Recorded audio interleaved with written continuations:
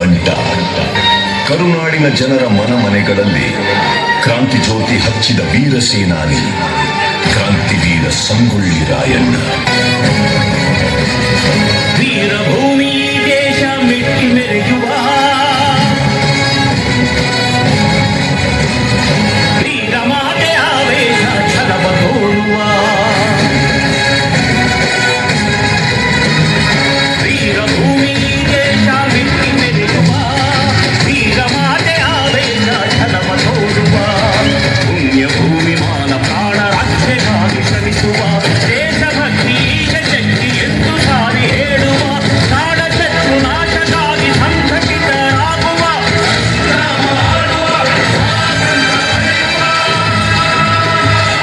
ವೀರಭೂಮಿ ದೇಶ ಮೆಟ್ಟಿ ಮೆರೆಯುವ ವೀರಮಾತೆ ಆವೇಶ ಛಲವ ತೋರುವ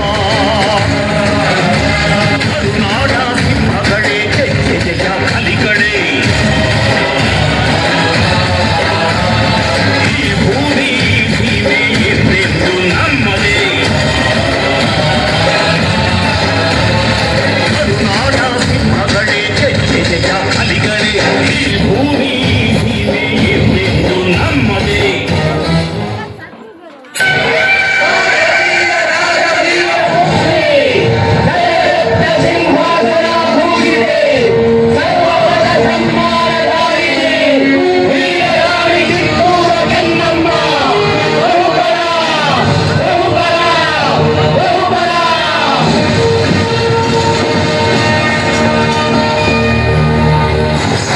ಗುಡ್ ಮಾರ್ನಿಂಗ್ ರಾಣಿ ಸಾಹೇಬ್. ಕುಳಿತುಕೊಳ್ಳಿ. Thank you thank you. ವಿಷಯವೇನೆಂದು ಕೇಳಿ ಮಹಾಮಂತ್ರಿಗಳೇ. ಸಾಹೇಬ್ರೆ, ತಾವು ಬಂದ ವಿಚಾರ ತಾಯಿಯವರಿಗೆ ತಿಳಿಸಿ. ನೀವು ಮಂಡ್ರು ಒಪ್ಪಂದದ ಪರುಕಾರ ಕಪ್ಪವನ್ನು ಕೊಡುತ್ತಿಲ್ಲ ಯಾಕೆ? ಕಪ್ಪ? ನಾವು ನಿಮಗೆ ಕಪ್ಪ ಕೊಡಬೇಕೆ? ಕಪ್ಪ ಕೊಡಲು ನೀವೇನು ನಮ್ಮ ಒಳ ಹುಟ್ಟಿದವರೇ, ಬಂಧು ಬಳಗದವರೇ, ಇಲ್ಲ ದಾಯಾದಿಗಳೇ? ನಿಮಗೇಕೆ ಕೊಡಬೇಕು ಕಪ್ಪ? ಕಿತ್ತೂರು ನಿಮ್ಮಪ್ಪ ತಾತ ಮುತ್ತಾತಂದಿರು ಕಟ್ಟಿ ಬೆಳೆಸಿದ ಆಸ್ತಿ ಅಲ್ಲ, ಕನ್ನಡಿಗರ ಆಸ್ತಿ. ಹೀಗಿರುವಾಗ ನಿಮಗೇಕೆ ಕೊಡಬೇಕು ಕಪ್ಪ? ನೀವೇನು ಕಿತ್ತೂರನ್ನು ಕಟ್ಟಿದವರೇ, ಬೆಳೆಸಿದವರೇ, ಕಿತ್ತೂರಿನ ಸುಖ ದುಃಖಗಳಲ್ಲಿ ಭಾಗಿಯಾದವರೇ. ನಿಮಗೇಕೆ ಕೊಡಬೇಕು ಕಪ್ಪ? ನೀವು ಹಿಮದಂದಿಗೆ ಚಲಾಟ ಆಡುತ್ತಿರುವಿರಿ. ಇದರಿಂದ ಕಿತ್ತೂರಿನ ಪ್ರಾಣಹಾನಿ ಮಾನಹಾನಿ ಆಗುವುದು ಪ್ರತ್ಯಕ್ಷ. ಕನ್ನಡಿಗರ ಮಾನಾಭಿಮಾನ ನಿನ್ನಂತ ಕಚ್ಚಿಗೆ ಗೊತ್ತೈತಿ. ಇದು ಕೆಚ್ಚದ ಕಲಿಗಳ ಬೀಡೈತಿ. ಅಂಜಿಕೆ ಎಂಬುದರಿದಿನ ನಾಡೈತಿ. ಕಿತ್ತೂರು ದೇಶಾಭಿಮಾನ ಸ್ವಾಭಿಮಾನದ ಗೂಡೈತಿ. ಇಂಥ ನಾಡ್ಗ ನಿಮ್ಮ ಜೀವ ಭಯ ತೋರಿಸ್ತಿ. ಬದುಕು ಆಸೆ ನಿಮ್ಗಿದ್ದಂಗಿಲ್ಲ, ನಿಮ್ಮನ್ನು ಉಳಿಸೋ ಆಸೆ.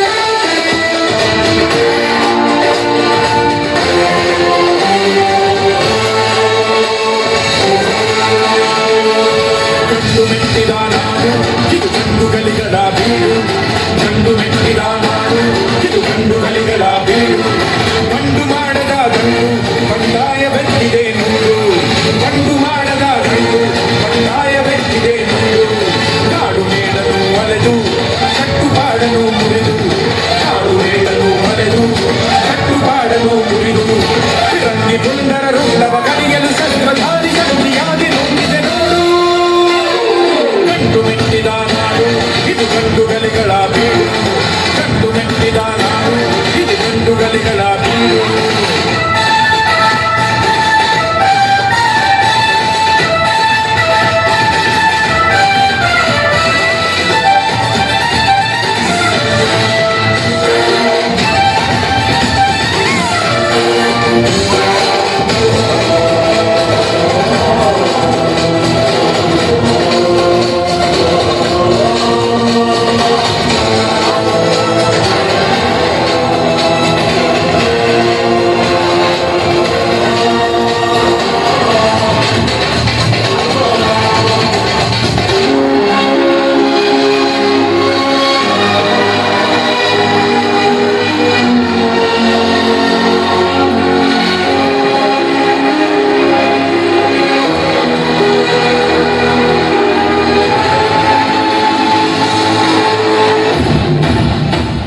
ರಾಯನ ಇಲ್ಲಿನ ಕ್ಷರಕಾರ ನಿನ್ನನು ಕೊಲೆಗಾರ ಚುಲಿಗೆಖೋರ ಬಂಡುಖೋರ ರಾಜದ್ರೋಹಿ ಎಂದು ಆಪಾದಿಸಿದೆ.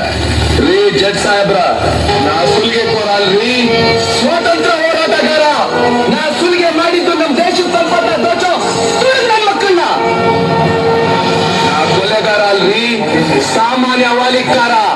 ಆದ್ರ ನಾ ಕೊಂದಿದ್ದು ದೇಶದ್ರೋಹಿಗಳನ್ನ. ತಪ್ಪು ಹೆಜ್ಜೆ ಇಟ್ಟು ತಪ್ಪು ಮಾಡಿ ಆ ತಪ್ಪನ್ನ ನಮ್ ತಲೆಗೆ ಕಟ್ಟಿ ನಮ್ಮನ್ನ ಅಪರಾಧಿಗಳಂತ ಕರೀತೀರಿ. ಕಂಪನಿ ಸರ್ಕಾರಿ ಚಟಿಕಾರ.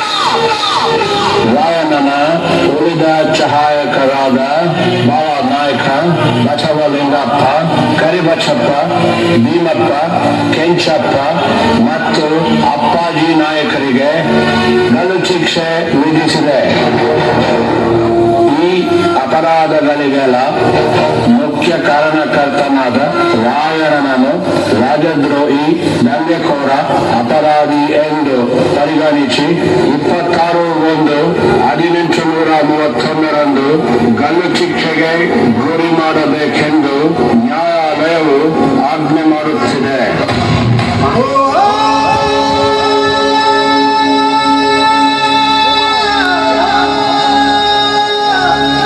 ಜನವರಿ 26ರಂದು ಗಲ್ಲಿಗೇರಿದ ಸಂಗೊಳ್ಳಿ ರಾಯಣ್ಣನ ಕಳೇಬರವನ್ನು ಅಲ್ಲಿದ್ದ ಅವರ ಅಭಿಮಾನಿಗಳು ದೇವಲೋಕದ ಪಾರಿಜಾತ ಪುಷ್ಪಮಾಲೆಯಂತೆ ಎತ್ತುಕೊಂಡೊಯ್ದು ಸಮಾಧಿ ಮಾಡಿದರು. ಇಂದಿಗೂ ರಾಯಣ್ಣನ ಭಕ್ತರು ಜಾತಿ, ಮತ, ಧರ್ಮಗಳ ಭೇದ ಭಾವವಿಲ್ಲದೆ ಹುಟ್ಟಿದರೆ ನಿನ್ನಂತ ಮಕ್ಕಳು ಹುಟ್ಟಲಿ ಎಂದು ತೊಟ್ಟಿಲು ಕಟ್ಟಿ ಹರಕೆ ಹೊತ್ತು ದೇವಮಾನವನಿಗೆ ಪೂಜೆ ಸಲ್ಲಿಸಿ ಫಲ ಸಿಗಲೆಂದು ಸರಗುಂಡಿ ಬೇಡುತ್ತಾರೆ. ರಾಷ್ಟ್ರಪ್ರೇಮಿ ಸಂಗೊಳ್ಳಿ ರಾಯಣ್ಣ ಮರಣವಾದ ಸುಮಾರು 116 ವರ್ಷಗಳ ನಂತರ ನಟ್ಟ ನಡು ರಾತ್ರಿಯಲ್ಲಿ ದೇಶ ಬಿಟ್ಟು ಹೋಗುವ ಪ್ರಸಂಗ ಬ್ರಿಟಿಷರಿಗೆ ಬಂದೊದಗಿತು. ಅಚ್ಚರಿ ಏನೆಂದರೆ ರಾಯಣ್ಣನ ಹುಟ್ಟಿದ ದಿನವಾದ ಆಗಸ್ಟ್ 15ರಂದೇ ಭಾರತಕ್ಕೆ ಸ್ವಾತಂತ್ರ್ಯ ಬಂದಿತು. ಗಲ್ಲಿಗೇರಿದ ದಿನವಾದ ಜನವರಿ 26ರಂದೇ ಭಾರತ ಗಣರಾಜ್ಯವಾಗಿತ್ತು. ದೇಶ ಪ್ರೇಮ, ಸ್ವಾಮಿ ನಿಷ್ಠೆ, ತ್ಯಾಗ, ಬಲಿದಾನಗಳ ಪ್ರತೀಕ ರಾಯಣ್ಣ, ಕ್ರಾಂತಿವೀರ ಸಂಗೊಳ್ಳಿ ರಾಯಣ್ಣ.